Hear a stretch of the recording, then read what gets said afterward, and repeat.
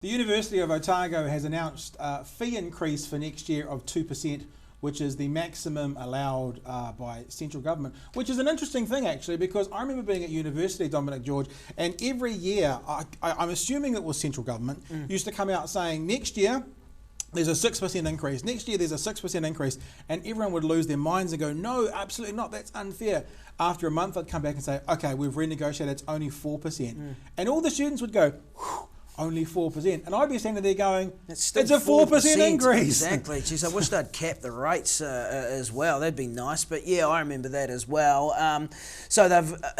Okay, so the story here is they have gone and increased the fees by 2%, or there's a surprise, they could go to 2%, they did 2%, you know what I mean? Like, they're all, tell me a time that you can foresee in the future, as best as you can, Pat Brittenden, that they're going to come out with anything under 2%. Unlikely, I would say it's never going to happen. I think if I was a mayoral candidate in Dunedin, I'd probably spout something at 1.8%, but yeah, you're right. You always go to the maximum. But the thing is, it's University Council that sets it as well. So I mean, you can mirror away all you want, but you're not going to have any influence. I just think we should have a look at why the increases come, because people will be interested in this, be you a student or a parent of a student looking to pay fees.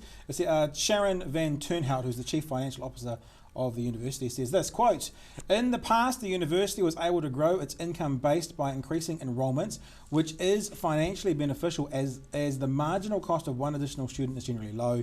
This is more difficult in the current capped low growth environment for domestic students. So I guess what on one level what they're saying is they don't have as many students, or they don't have the increase in students that they need to cover the costs, therefore prices go up, which I guess is just economics, isn't it? Yeah, although they are wanting, and they always wanted, I know that Stephen Joyce has told them that they need to get more international students into the institution, and of course they come with a much larger price tag, an international student. I don't know how many domestic students they'd be worth, but it'd be it'd be to find out, but there'd be a few.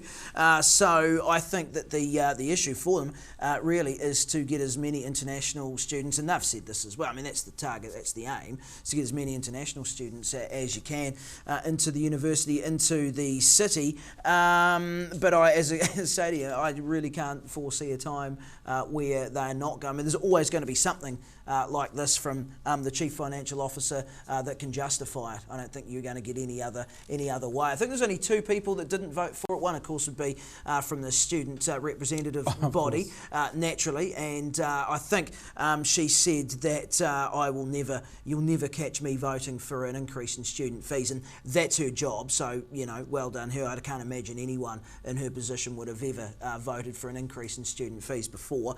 But you know, look, I guess when you crunch the numbers, you do the bean counting, they probably aren't left with that much of a choice as to go to the cap each year. Doesn't make it any easier though if you're wanting tertiary study.